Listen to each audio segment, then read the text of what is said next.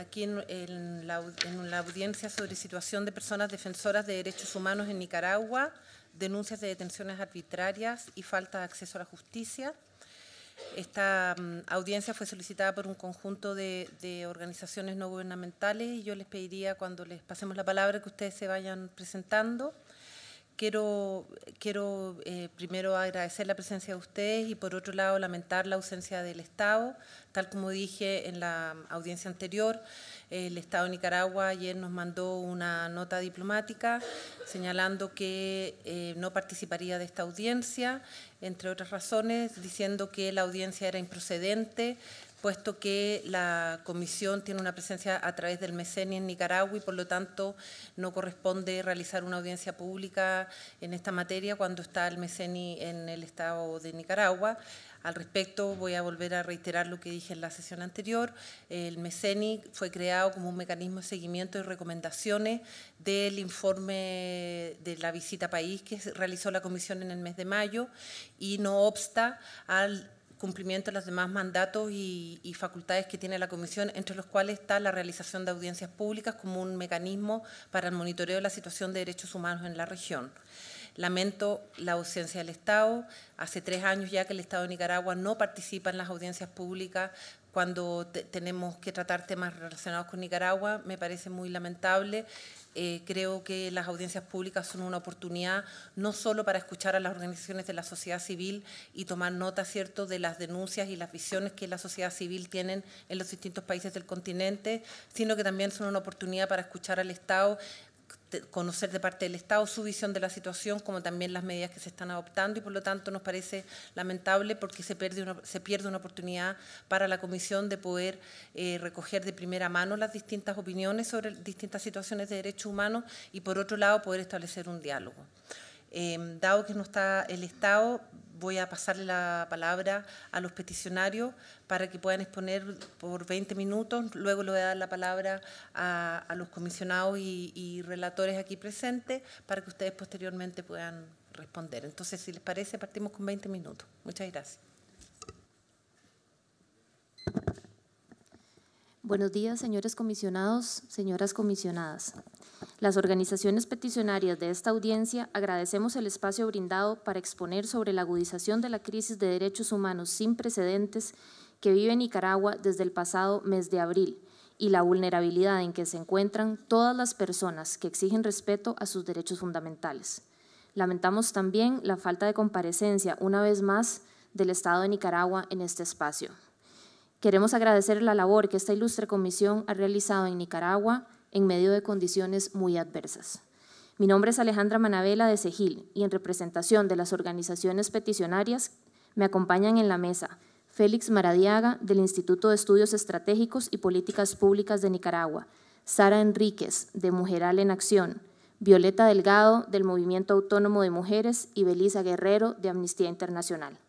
A continuación, Félix Maradiaga se referirá brevemente al contexto en que se desarrollan los hechos que abordaremos en esta audiencia y a las restricciones indebidas a la protesta social. Sara Enríquez hará referencia a la práctica de detenciones arbitrarias y los procesos de criminalización y uso indebido del derecho penal. Violeta Delgado abordará otros patrones de hostigamiento, persecución y las afectaciones particulares que sufren las mujeres defensoras. Finalmente, Belisa Guerrero expondrá nuestras peticiones ante esta honorable comisión. Doy la palabra a Félix Maradiaga. Muchas gracias. Desde hace más de 5 meses, Nicaragua se encuentra sumida en una crisis social, política y de derechos humanos caracterizada por la represión y respuesta violenta del Estado y agentes no estatales vinculados al partido de gobierno a las protestas ciudadanas. Desde abril, el Estado mantiene un despliegue de sus fuerzas de seguridad y de grupos parapoliciales que actúan de manera violenta y desmedida para evitar el desarrollo de las marchas autoconvocadas, usando inclusive armas de alto calibre y francotiradores. La lucha del gobierno contra el disenso sigue teniendo como principal estrategia el uso de la violencia y la generación de terror, así como la amenaza de criminalización y uso arbitrario de la privación de libertad, Según datos de las organizaciones, a la fecha se contabilizan más de 400 personas privadas de libertad en el marco de las protestas. Desde el comienzo de la crisis, al menos 1.900 personas habrían sido detenidas. En este periodo se registra el mayor éxodo masivo de nicaragüenses en su historia reciente, con más de 23.000 nicaragüenses en desplazamiento forzado, principalmente hacia Costa Rica, enfrentando una grave crisis humanitaria. A pesar de lo anterior, el Estado niega su responsabilidad en los asesinatos, heridos, detenciones ilegales y arbitrarias y tratos inhumanos en las cárceles. Así, el Estado intenta reflejar a nivel internacional que todo ha vuelto a la normalidad en el país, desde que los tranques y barricadas fueron levantados violentamente en el mes de julio por considerarles acciones terroristas. Lo cierto es que desde la fecha el Estado de Nicaragua sigue actuando al margen del Estado de Derecho, de su propia constitución política y del derecho internacional de los derechos humanos. Me referiré ahora a la violación al derecho de libertad de reunión y libertad de expresión a través de la criminalización de la protesta social. Bajo el gobierno Ortega Murillo, participar en una protesta pacífica en Nicaragua ha sido un acto de valentía ante los episodios de violencia de turbas sandinistas y grupos de choque afines al gobierno. A lo anterior, se suma que el 28 de septiembre la Policía Nacional, a través de una nota de prensa, calificó de ilegales las manifestaciones y amenazó con llevar ante la justicia a quienes han convocado y convocan a la protesta contra el gobierno. Con lo anterior, se desalienta la protesta pacífica y se atenta contra la libertad de expresión y reunión.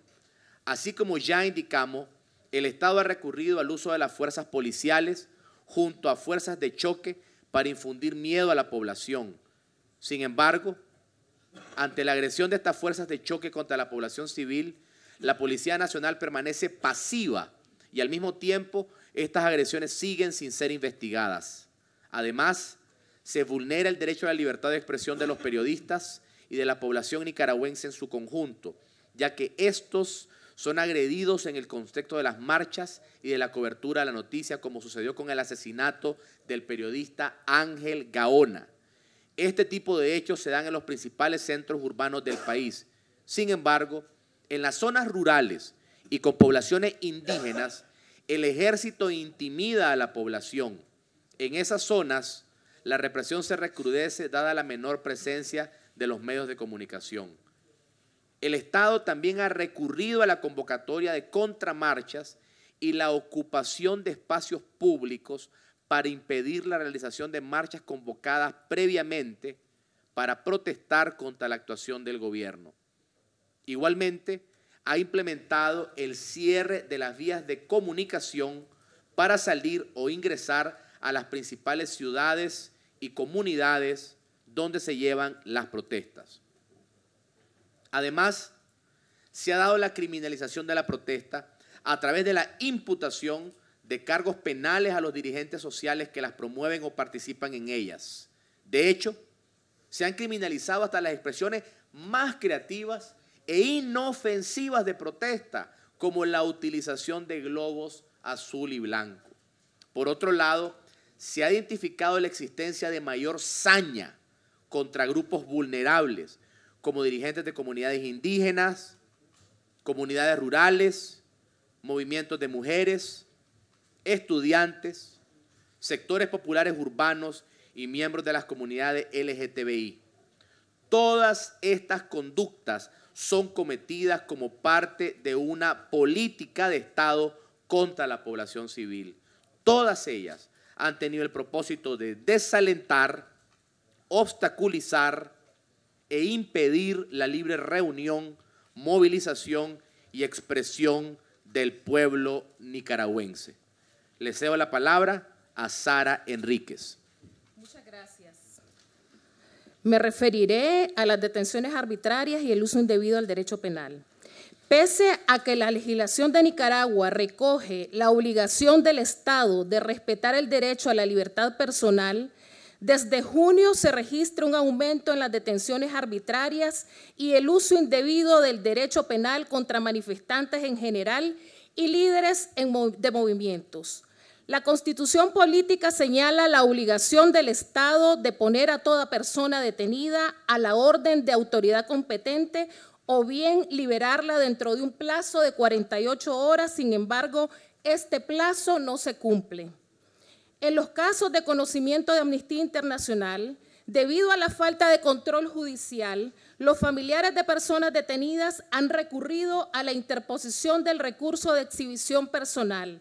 Sin embargo, a los operadores de justicia encargados de resolverlo se les impidió el ingreso a las cárceles. Esto implica que los jueces no han podido verificar el estado físico de los detenidos ni revisar sus expedientes. Las organizaciones nacionales e internacionales han documentado que la mayoría de las personas detenidas son gente humilde, empobrecida y trabajadora, dado el carácter popular de las protestas. Las personas son detenidas mientras circulan en las calles, durante o después de una marcha, en sus casas mediante ingresos ilegales que realizan en horas de la noche y la madrugada. Usualmente son llevadas a cabo por la policía y o por elementos armados progubernamentales y solo excepcionalmente por las Fuerzas Armadas. No se llevan a cabo con órdenes de arresto ni registro. Se hacen sin comunicar a los detenidos información acerca de las causas de las detenciones o de los derechos de los detenidos. Inicialmente, se mantiene incomunicada la persona detenida sin acceso a familiares o abogados y solo se confirma a los familiares de la detención varios días después del arresto, convirtiéndose en una forma de desaparición forzada.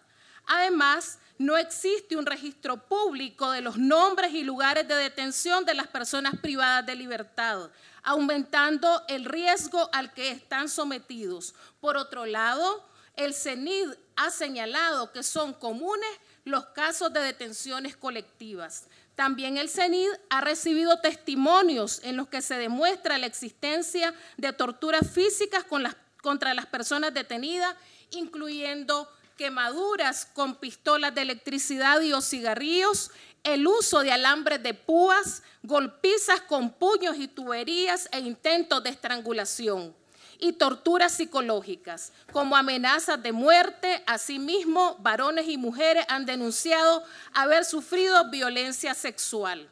En relación al acceso a la justicia, quienes protestan se enfrentan a procesos de criminalización, como ser incluidos en listas de personas como golpistas, ser fotografiados, difamados públicamente, responsabilizándoles de hechos falsos, ser etiquetados como terroristas en perfiles falsos de redes sociales, a que sus datos personales sean expuestos, poniéndolos en una situación de riesgo a las amenazas de muerte y quema de sus casas. Como parte de la estrategia de criminalización de la protesta, el Estado está utilizando la Ley 977 contra el lavado de activos, el financiamiento y el terrorismo y el financiamiento a la proliferación de armas de destrucción masiva. Esta ley fue creada para fines distintos para los cuales está siendo utilizada. Tipifica el delito de terrorismo de un modo tan amplio y abstracto que está amparando la persecución penal de las personas opositoras al gobierno. Las personas son detenidas con acusaciones falsas, motivo por el cual la mayoría de las personas no están siendo llevadas a juicio. Sin embargo, para enjuiciar a los líderes de los movimientos, el Estado ha actuado de manera célere. De especial preocupación resulta la conocida falta de independencia del Poder Judicial en Nicaragua. Los procesos penales se basan en testimonios rendidos bajo tortura en manos de la propia policía o de agentes parapoliciales para obtener pruebas falsas que sustenten esas acusaciones. También se fabrican testigos y víctimas falsos. Además, no se permite el ingreso de familiares a las audiencias ni el monitoreo externo. Los abogados defensores se ven constantemente amenazados al punto que muchos han debido optar por el exilio. A la fecha, no se conoce de acusaciones ni detenciones de parapoliciales, miembros de turbas o policías responsables de los asesinatos y de los demás delitos cometidos contra quienes protestan. Siendo que las detenciones se realizan en el contexto de esta protesta cívica, estas personas se reconocen como presos y presas políticos.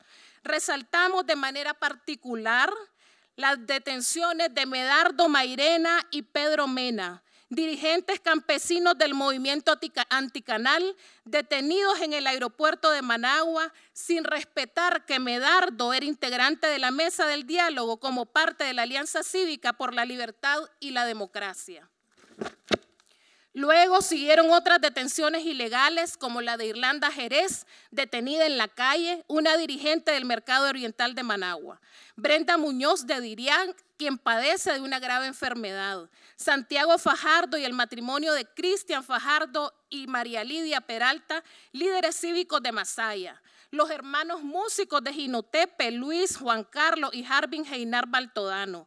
Las hermanas Olesia y Tania Muñoz, profesoras de música y del coro de la Iglesia Santana de Niquinomo. Los exmilitares del Ejército Carlos Brenes, integrantes del Frente Amplio por la Democracia FAD, y Tomás Maldonado, ahora pastor evangélico. Noel Valdés, líder cívico de Matagalpa. Los jóvenes líderes estudiantiles y o participantes de las marchas como Byron Estrada, Nairobi Olivas, Luis Quirós, Juan Pablo Alvarado, Yaritza Mairena, Victoria Obando, lideresa de la Mesa Nacional de la Diversidad Sexual, Levis Rugama, Amaya Coppens, Sergio Midense, Yubran Suazo, Edwin Carcacha y Jonathan Pérez, el profesor Juan Bautista Guevara de Ticuantepe, el profesor dirigente sindical universitario Ricardo Baltodano, Luis Enrique Cuevas, a quien le allanaron su casa y lo detuvieron por vender banderas patrias y cintillos en las marchas de León, a Carlos Valle, papá de Elsa Valle, liberada hace una semana, detenido al final de una marcha por la libertad de los presos políticos. El colmo a Miriam del Socorro Matus, doña Coquito, de apenas 76 años, vendedora de agua helada y que fue detenida violentamente por la policía el domingo 30 de septiembre porque regalaba agua a las personas que marchaban. Ella fue puesta en libertad horas después. Con la sonrisa y la fuerza de estos presos políticos, y con el recuerdo de Matt Romero, cedo la palabra a mi compañera Violeta Delgado. A continuación, nos referiremos a otros patrones de represión y persecución implementados por el Estado en las últimas semanas contra la población civil. Persecución y despido de funcionarios públicos, personas trabajadoras del sector salud y educación, aproximadamente 240 médicos, quienes han recibido sus cartas de despido de manera injustificada, motivadas por la atención médica brindada a las personas heridas, su participación en las protestas o por el hecho de negarse a participar en actos de gobierno. El encarcelamiento de familias enteras, hermano Fajardo, hermano Heinar Baltodano, hermanas Muñoz, familia Pérez, como un método de represión, violencia y amedrentamiento. El acoso y criminalización al trabajo de derechos humanos que realizan organizaciones no gubernamentales. Esta semana fue allanado el Instituto de Estudios Estratégicos y Políticas Públicas, cuyas oficinas y archivos institucionales fueron requeridos por autoridades policiales y judiciales y por una investigación de delitos de financiamiento al terrorismo y emitida la orden de captura contra su director. La violencia sexual y violación dirigida a familiares de defensores de derechos humanos, que además conlleva la negativa a recepcionar la denuncia por parte de las autoridades como una forma de intimidación y presión para el exilio forzado. La iniciativa nicaragüense de defensoras de derechos humanos ha recibido desde el inicio de la crisis 182 denuncias de mujeres defensoras de derechos humanos que han sido víctimas de diversas formas de agresiones. Muchas de las denuncias corresponden con las violaciones de derechos humanos ya descritas. Sin embargo, de acuerdo con la información con la que cuentan las organizaciones presentes en esta audiencia, en el caso de las mujeres detenidas ha sido utilizada la amenaza de la violencia sexual. La iniciativa de defensoras ha registrado casos en los que jóvenes detenidas arbitrariamente y secuestradas y llevadas por grupos armados irregulares o agentes policiales a centros de detención públicos o clandestinos fueron víctimas de violación sexual como mecanismo de tortura durante las detenciones. Así, por ejemplo, el uso de la violación durante los interrogatorios en el Chipote se ha documentado con varios testimonios. De igual forma, las campañas de estigmatización en redes sociales, generalmente basados en cuestiones relativas a la orientación sexual y a la expresión de género, han reproducido estereotipos misóginos. Por último, algunas personas defensoras han tenido que tomar la difícil decisión de desplazarse hacia otros territorios dentro o fuera del país debido a los ataques y amenazas perpetradas contra ellas y sus familiares. Cedo la palabra a Belisa Guerrero. Las organizaciones peticionarias solicitamos a la Honorable Comisión Interamericana que, primero, de acuerdo con sus facultades, continúe monitoreando la situación de derechos humanos en Nicaragua y dé seguimiento a la implementación de todas sus recomendaciones, exhortando al Estado nicaragüense a brindar las condiciones adecuadas para llevar a cabo la labor de sus mecanismos especiales, el GIE y el MECENI. Segundo, insta al Estado de Nicaragua a permitir el monitoreo de los centros de detención por parte de las organizaciones nacionales de derechos humanos y los organismos internacionales. Tercero, exhorta al Estado a abstenerse de hacer uso indebido del derecho penal para criminalizar a quienes defienden derechos humanos en el país. Cuarto, exige al Estado la liberación de las personas ilegalmente detenidas en el marco de la crisis de derechos humanos que atraviesa el país. Quinto, urja al Estado de Nicaragua la implementación de las medidas de protección otorgadas por esta ilustre comisión en común acuerdo con las personas beneficiarias. Sexto, recuerda al Estado nicaragüense las obligaciones internacionales relativas a la garantía del derecho a la protesta pacífica, la libertad de reunión y la libertad de expresión. Y séptimo, exhorta al Estado de Nicaragua a garantizar la integridad personal y el reingreso seguro a Nicaragua de todas las personas que participan en esta audiencia. Gracias.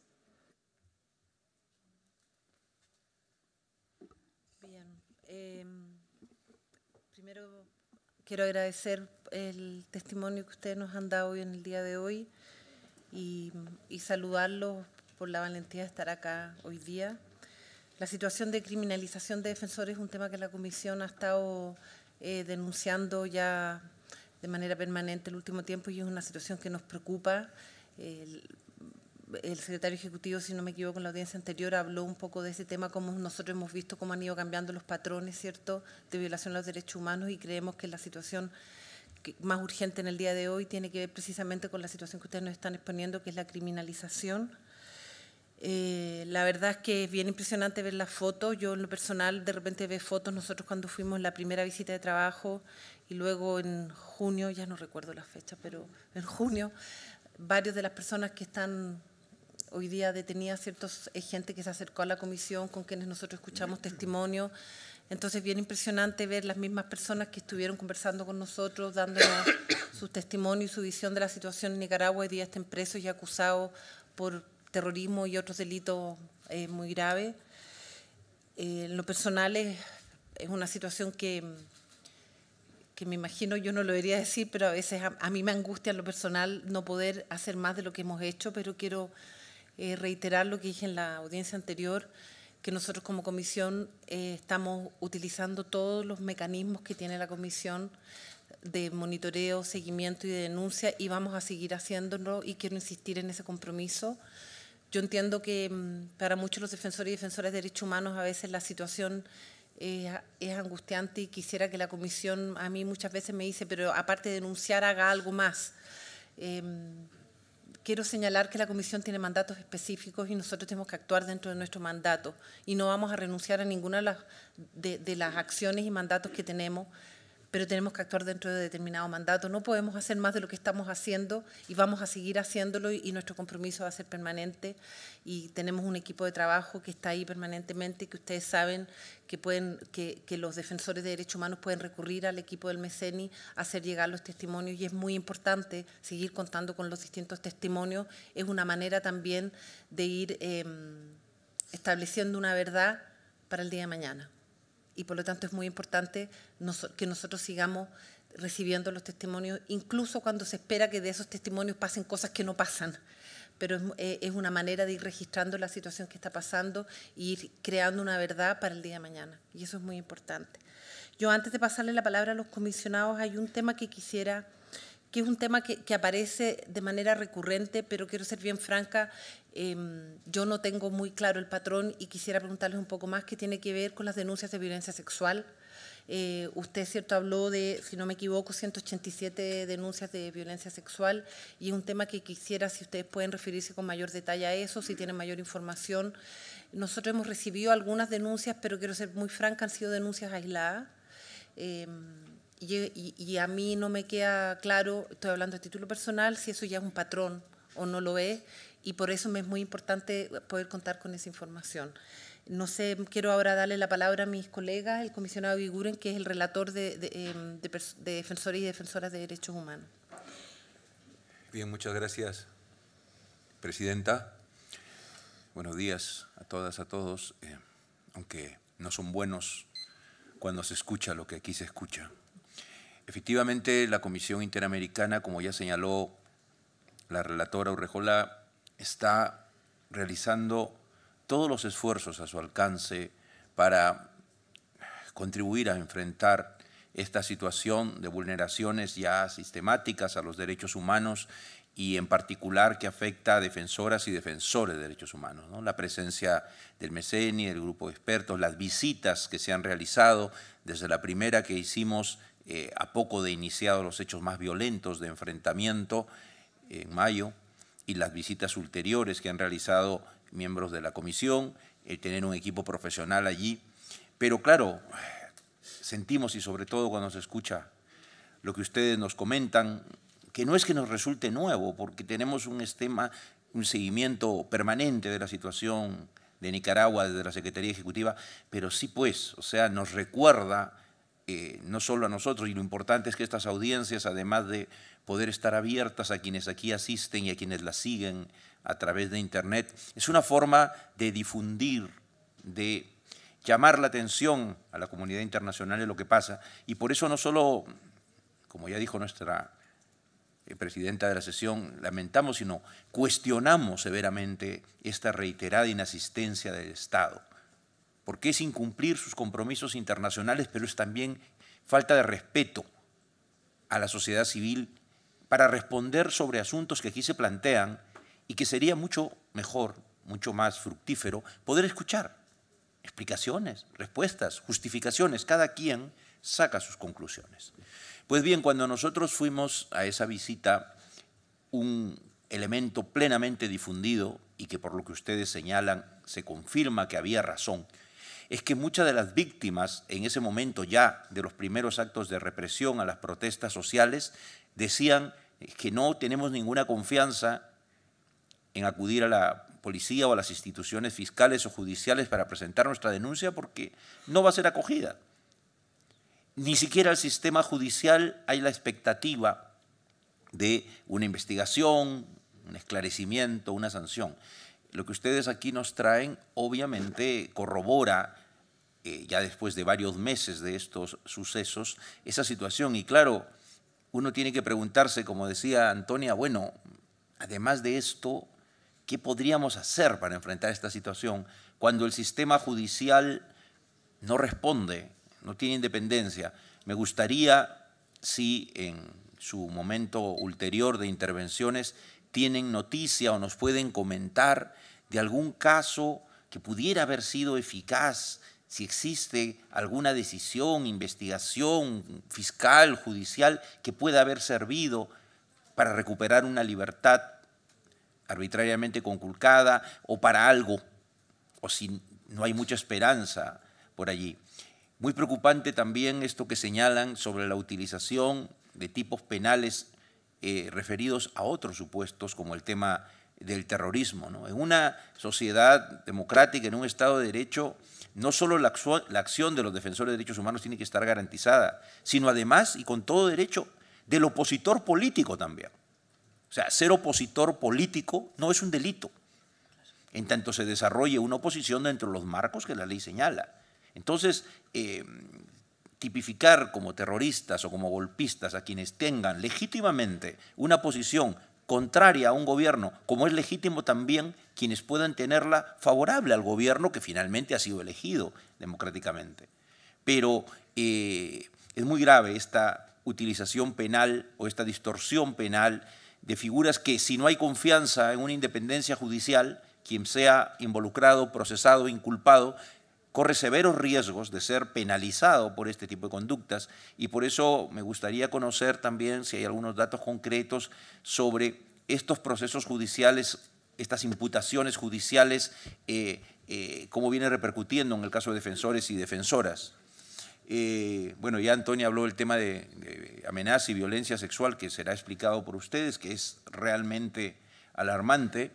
Pero creo que el reto que ahora se nos impone, bueno, a ustedes en sus propuestas, que tomamos debida nota de ellas y que las asumimos plenamente porque estamos en la misma dirección, pero sí pensar, y también nosotros en la comisión, pensar, como decía Antonia, qué más, qué otras cosas se puede hacer para revertir una situación interna en el campo de que cese este tipo de acción de fuerzas oficiales o de grupos parapoliciales o paramilitares o grupos de choque partidarios. ¿Qué hacer? ¿Qué más hacer?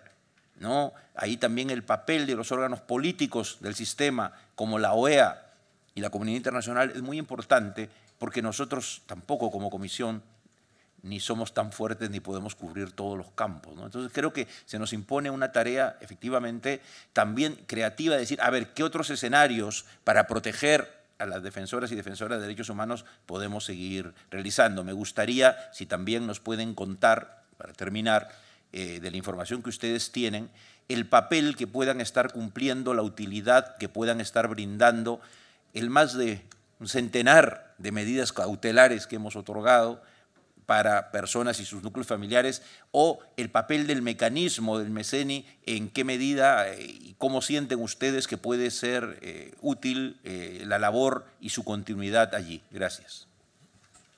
Gracias, comisionado Eguiguren. Comisionado Hernández. Gracias, presidenta. No quiero repetir lo que ya expresé en la audiencia pasada, está muy vinculada a lo que hemos escuchado ahora, y también mi visita como relator de personas privadas de la libertad, la que realicé del 18 al 20 de septiembre, está también muy vinculada con las presentaciones que ustedes han hecho. En ese sentido, coincido totalmente con los planteamientos que han hecho ustedes, sobre todo el tema del abuso de las figuras de derecho penal para la criminalización de la protesta. Son aspectos que hemos recogido en ese informe, y hay llamados muy concretos al Estado de Nicaragua para que corrija esa situación. Quisiera solamente agregar algo que, en complemento a lo que han dicho mis colegas, la comisionada Urrejola y el comisionado Eguiguren. Primero, es muy importante que sigamos documentando absolutamente todos los hechos que están ocurriendo. Afortunadamente, contamos con una presencia en el terreno única en nuestra historia, ¿no? Tener una presencia permanente en Nicaragua a través del MECENI es una herramienta fundamental, y una de las tareas que ha venido haciendo de manera muy destacada es precisamente la de recabar información en tiempo real en el terreno. Entonces, tenemos que seguir trabajando con ustedes, y el MECENI está a su disposición, se nutre muchísimo, se beneficia mucho de los testimonios que ustedes aporten. Segundo, que quisiera resaltar es que en aquella visita que hice del 18 al 20 de septiembre, a través de los testimonios de los familiares de las personas detenidas y de las organizaciones de la sociedad civil, sí pudimos observar que hay un patrón en las detenciones, en los procesos penales y en las condiciones de internación que son preocupantes. Hay otras denuncias de tipo aislado que nos cuesta trabajo saber si hay un patrón generalizado. No obstante, son situaciones graves que hay que documentar y hay que denunciar. Por ejemplo, una de las quejas más recurrentes que escuchamos de los familiares de las personas detenidas son los malos tratos que reciben en el momento de la detención y sobre todo mientras están detenidos en el Chipote. Y ahí hay denuncias muy específicas de casos de mujeres que han recibido malos tratos con violencia de género de manera muy destacada, ¿no? Actos intimidatorios, como por ejemplo, levantarlas en la madrugada, que tomen baños, ponerlas desnudas a hacer sentadillas. Hay un caso inclusive que se nos informó, se nos comunicó de una mujer que fue violada en las instalaciones del Chipote. Fue esto en el marco de una reunión que tuvimos con los familiares de las personas detenidas. Invitamos a las familiares que nos dieran más información por respeto a su privacidad. No tomé yo el nombre, pero sí invité a que se hiciese esta denuncia. Son casos que nos preocupan y que sean parte de un patrón generalizado, sean actos aislados, hay que documentarlos absolutamente todos. Pero también, y aquí el llamado que hacen nuestros colegas es muy importante, también nos ayudaría muchísimo conocer cuando haya decisiones judiciales que se den en beneficio de las personas detenidas. También creo que esas hay que documentarlas y hay que hacerlas públicas. Por ejemplo, la semana pasada tuvimos conocimiento de la decisión de liberar a 3 personas que fueron detenidas. La comisión lo hizo público, tomó nota de esta liberación en un tuit la semana pasada. Es también muy importante ver cualquier situación de alivio o de mejora, todo con el propósito de ir teniendo la figura la película más completa. Siento la misma impotencia que mis colegas, la misma impotencia que embarga al secretario ejecutivo, al relator, a la secretaria ejecutiva adjunta. Todos en la comisión sentimos una gran impotencia, pero no hemos dejado de hacer lo que nos toca hacer con base en nuestro mandato. Sentimos una responsabilidad especial de ejercer nuestro mandato en esta situación tan grave y no hemos escatimado esfuerzos de creatividad y de imaginación para ver qué más podemos hacer. La retroalimentación que ustedes nos den siempre será importante. Nicaragua está presente en nuestro trabajo, es nuestra prioridad, no están solos. Gracias, comisionado. Secretario Ejecutivo. Comissionados, queria fazer 2 comentários. Primeiro, uma preocupação com o contexto das protestas. Estamos observando de maneira muito clara que quando passam as manifestações de las pessoas que apoiam o governo, estas manifestações ocorrem dentro do marco de segurança e, ao final, se genera toda a proteção de todas as pessoas e não há hechos de violência. Pero quando a oposição ou os manifestantes ou as pessoas que estão lutando contra esse ambiente de represálias saem às calles e convocam suas marchas, estas marchas sempre ao final resultam ou com pessoas heridas ou com pessoas mortas. Essa é uma situação que devemos observar com muita atenção, porque para mim só há 2 explicações que sejam razonáveis. Não? Ou a polícia estatal é seletiva e está haciendo muy bien su trabajo en proteger un grupo de personas y no está haciendo bien su trabajo en proteger el otro grupo de personas, sea cual sea la posibilidad aquí, la verdad es que el Estado está fallando en su obligación de proteger a todos sus ciudadanos, o está claro que la violencia está dirigida a un lado, está dirigida a un conjunto de personas dentro del país. Está claro cuál es el objetivo de la violencia, para dónde está dirigida la violencia, que es exactamente el grupo social para promover represión a la disidencia y a la oposición política. Y también en esa hipótesis el Estado falla en su obligación de asegurar el derecho legítimo a las protestas dentro del país. O sea, sí o sí, la responsabilidad por esta violencia que pasa en Nicaragua es una responsabilidad estatal. ¿No? He escuchado de algunas personas de que no, lo que explica esa realidad es que los manifestantes se autoatacan. O sea, es totalmente contra la lógica, ou se autoatacam para generar uma violência, uma confusão social. Se esse for o objetivo, por que então não atacam a marcha dos governistas? Então, é totalmente ilógico essa explicação, é em contra o mínimo de racionalidade, mas isso chama, vez mais, a autoridade do Estado, as autoridades estatais, a seu dever de proteger as pessoas.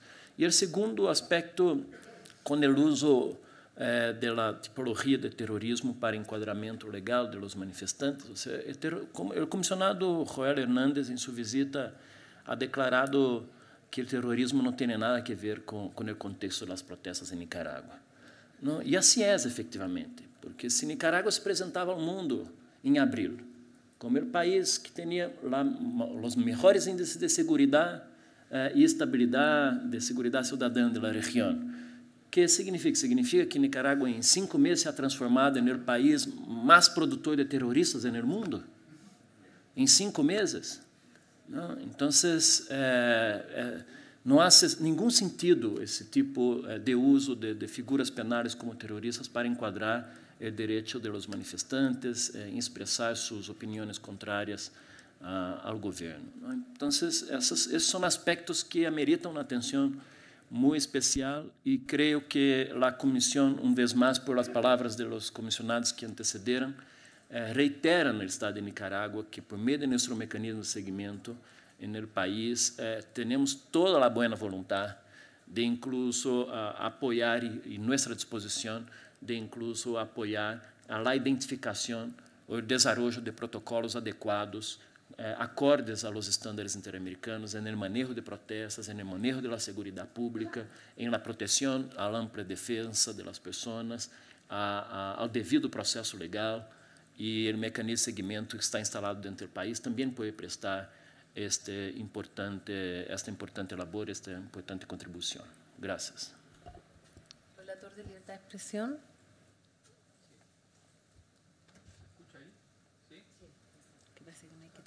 Hola, hola. Hola, hola. Hola, ahí sí. No, bueno, agradecerles, me siento muy representado por los comentarios del comisionado, del secretario ejecutivo. Únicamente me parece que hay una tarea importante que ha venido haciendo la comisión a través de estos distintos instrumentos de desmontar un estado, digamos, de desinformación que se propaga desde el propio Estado respecto a digamos, la legitimidad de lo que es las manifestaciones y tratar de presentarlas como terribles actos terroristas, una subversión, un enemigo interno, etcétera, que tiene el Estado. Y en ese sentido me parece que sería importante que ustedes nos puedan proporcionar las decisiones que se están produciendo en materia de aplicación del derecho penal, tanto a favor como en contra de manifestantes, a los efectos de que de algún modo podamos hacer un análisis jurídico de la aplicación de esa figura a la luz de los estándares interamericanos. La comisión, la relatoría en todos los países en general ha establecido un estándar de que las figuras vagas, amplias, ambiguas, como la de seguridad, las que protegen la seguridad nacional, el terrorismo, etcétera, aplicadas a defensores de derechos humanos y activistas, obviamente muchas veces son motivo de criminalización. Y creo que sería bien importante poder hacer un análisis jurídico para justamente contribuir a que otros organismos internacionales, la comunidad internacional, vea cuál es la aplicación que se está haciendo en Nicaragua. Gracias. La secretaria ejecutiva adjunta, María Claudia Pulido. Gracias. Sí. Gracias, comisionado Orejola. Solamente para completar y para hacer unas precisiones muy puntuales de carácter técnico, y tiene que ver más con los nuevos patrones de represión que se han planteado, la necesidad de documentarlos adecuadamente, pero además pedirles e invitarles a que trabajen con nosotros, con nuestro equipo, tanto en terreno como el que tenemos también en la sede, trabajando permanentemente en los temas de Nicaragua, para consolidar las cifras a un punto que el Estado ha cuestionado en diferentes medios de comunicación. Entonces, es la diferencia que existen entre las cifras que registran organizaciones que tienen que ver con personas fallecidas en el marco de las protestas, personas y sobre todo también el fenómeno de la desaparición forzada, que a pesar de los ingentes esfuerzos que se han realizado, tampoco hemos podido documentar adecuadamente. Entonces, eso simplemente, relatora Orejola, hacer una invitación para trabajar de manera conjunta con las organizaciones de la sociedad civil y reiterar, pues obviamente, el llamado al Estado a proveer esas cifras también. Ya, muchas gracias. Les voy a dar la palabra, si les parece, 10 minutos para que puedan responder nuestras inquietudes. Muchas gracias. Muchas gracias. Me quisiera, por asuntos de brevedad, referir muy puntualmente, aunque quisiéramos dar más información, el tiempo no lo permite, a un par de temas. Violencia sexual. Esto es uno de los aspectos más difíciles de documentar, precisamente como ustedes lo conocen mejor que nosotros, por la resistencia de las víctimas luego que han salido, eso han sufrido el abuso, a dar los datos.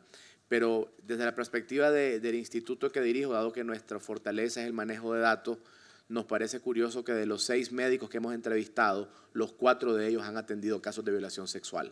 Así que ustedes pueden hacer una estimación estadística de esto, y me parece a mí que es un elemento importante.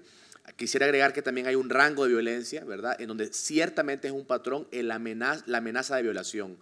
Y luego el tema de la consumación de la violación sexual, obviamente son casos más aislados, pero sí podríamos decir que la violencia en su conjunto, como un rango de distintas expresiones de violencia, es la más común, dado que dentro de los distintos tipos de tortura y tratos inhumanos es uno de los más, entre comillas, fáciles de ocultar, ¿verdad?, en comparación a otro daño físico que puede ser ocularmente más identificable.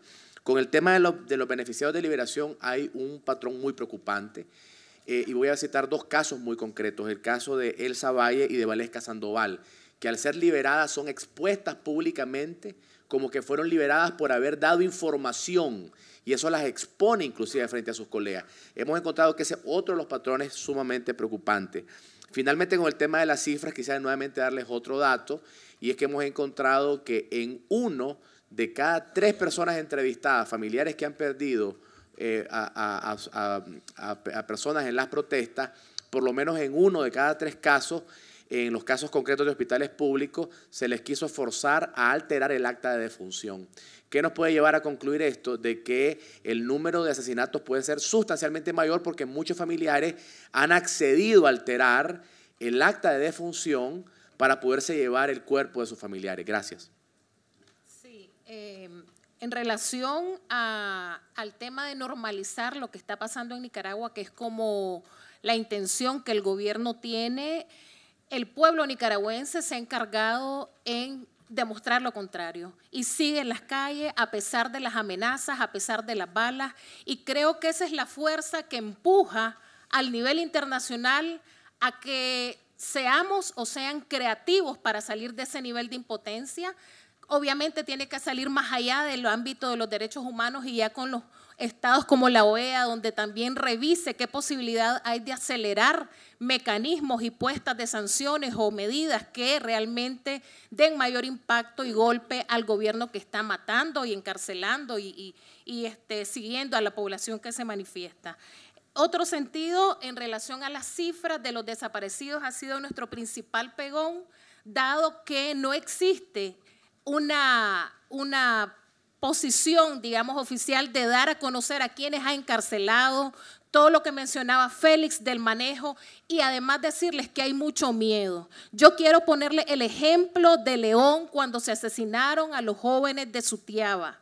Nosotros estábamos monitoreando quiénes eran los que habían muerto, y quiero decirles que los jóvenes fueron llevados por la misma policía que fue asesinada a Leodra. y ahí médicos del hospital estaban desesperados porque nadie llegaba a traer, y cuando llegaron a traer los muertos, a los chavalos asesinados, fueron las empresas funerarias. Y nos tuvimos que informar que la familia tenía miedo de llegar a retirar a sus hijos muertos, para que ustedes dimensionen el nivel de miedo al que ha sometido este gobierno a familias principalmente empobrecidas, que no sienten que tienen el recurso de alguien que inmediatamente les proteja. Y eso tiene que ver también con la puesta de la denuncia, y ahí es donde tenemos el problema de las cifras. Entonces, el CENID, por ejemplo, te da la cantidad de personas asesinadas una vez que tiene demostrado todo. Sin embargo, hay otros organismos de derechos humanos que atienden los llamados con miedo desde los lugares lejanos y dicen, a mí me mataron a mi hijo, y eso cuenta. Entonces, yo creo que es importante tomar en cuenta ese contexto. No podemos esperar, como en una condición normal donde nos fluye la información, que vamos a tener todo. Entonces, yo insto al mundo que está viendo esta audiencia a que colaboremos a no normalizar. Nicaragua no está normal, nos están matando, la gente estamos sufriendo y la gente va a seguir en las calles. No tiene retroceso, y eso ya está dicho. Hoy empezaron las clases en la UNAM Managua con unas medidas de seguridad como que estuvieran no en un centro educativo. León no puede arrancar, o arrancó, pero también con las mismas condiciones. Muchas gracias.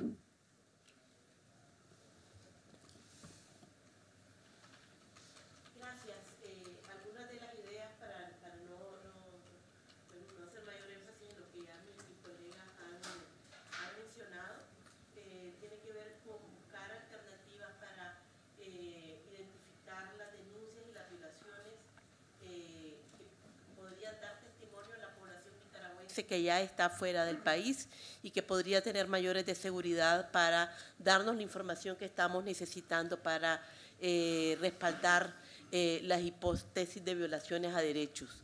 Esto podría conllevar la apertura de mecanismos para que las personas que han buscado refugio, por ejemplo, y mayoritariamente en Costa Rica, puedan tener alternativas de recibir allá o de brindar allá sus testimonios a través de mecanismos que se podrían acordar con la Comisión o con el sistema interamericano.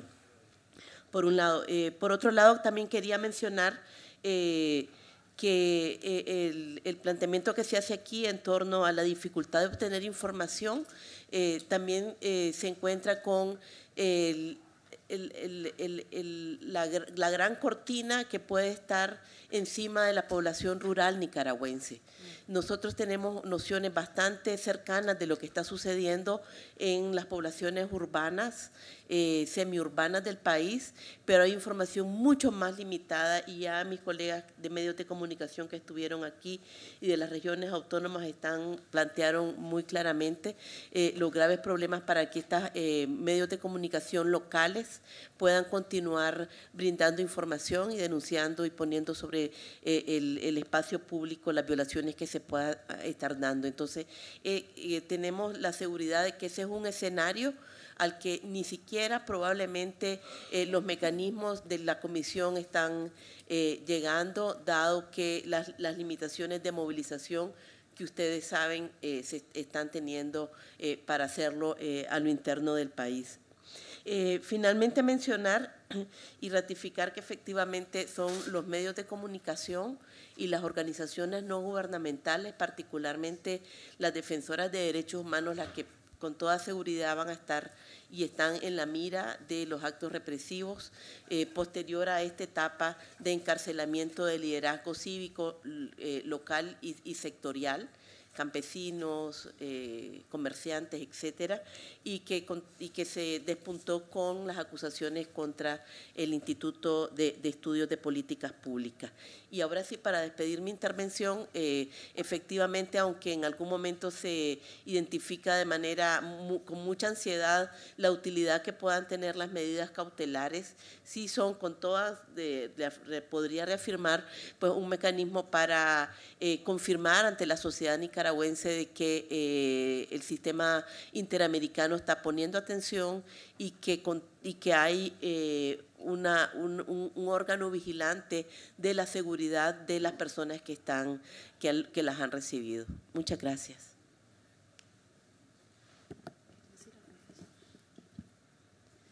Sí, solamente para complementar esto último que comentaba Violeta en relación a la consulta que hacía el comisionado sobre la efectividad de las medidas de protección que se han otorgado en este contexto, efectivamente señalar que los beneficiarios reconocen la importancia de las mismas porque llaman la atención sobre el riesgo en el que se encuentran. Sin embargo, la información que tenemos es que estas no se están implementando y lastimosamente no están resultando efectivas para brindar la protección.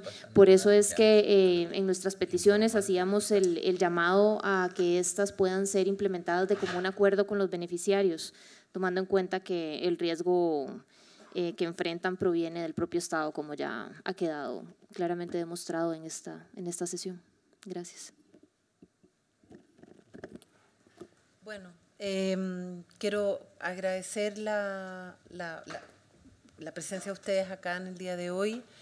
Quiero hacer lo mismo que hicimos en la sesión anterior, hacer un llamado al Estado para que cuando ustedes vuelvan a Nicaragua se abstengan de actos de represalia, sea por agentes estatales o por privados, ¿cierto? Y por lo tanto que el Estado tome las medidas. Para nosotros es muy importante que las organizaciones de la sociedad civil puedan venir a las audiencias de la CIDH con total libertad y sin temor a ser objeto de represalias a la vuelta a sus países, y por lo tanto quiero hacer un llamado en ese sentido. Quiero también agradecer para nosotros como comisión y para el MECENI la labor de las organizaciones de la sociedad civil en Nicaragua ha sido fundamental. Quiero agradecer el trabajo que ustedes han hecho. El MECENI está en permanente coordinación, ¿cierto?, con las organizaciones en el país y también desde la sede, y quiero agradecer el trabajo y también llamarlos a que sigamos trabajando de manera conjunta. Quiero reiterar de nuevo lo que pedí en la sesión anterior. Quiero reiterar al Estado su colaboración, la necesidad de que el Estado responda a nuestras solicitudes de información, que nos autorice para visitar los centros de detención. Nos parece fundamental la colaboración del Estado para que nosotros podamos ejercer nuestro mandato. Quiero reiterar ese llamado del Estado, como también reiterar al Estado nuestra disposición para poder trabajar las cifras. Es bien complejo estar hablando de cifras. El comisionado Uigur me decía, me parece brutal estar discutiendo si estamos hablando de 200, de 300, de 400.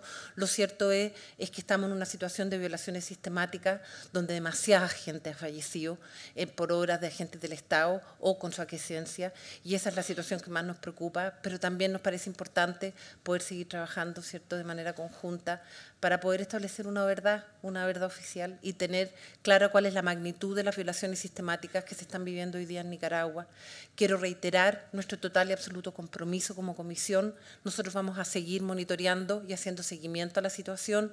Tenemos un equipo en terreno totalmente comprometido y que nos está manteniendo informados en tiempo real de la situación que está pasando ahí, y vamos a seguir monitoreando y denunciando cuando hay que denunciar, como también colaborando en la medida que el Estado también nos colabore, nosotros también poder colaborar con el Estado, porque lo que nos preocupa al final del día, ¿cierto?, es el cese de las violaciones sistemáticas y poder establecer institucionalidades democráticas, institucionalidades de derechos humanos, para que Nicaragua pueda vivir de verdad en paz y no normalizar la situación que hoy día están viviendo. Muchas gracias por estar aquí hoy día.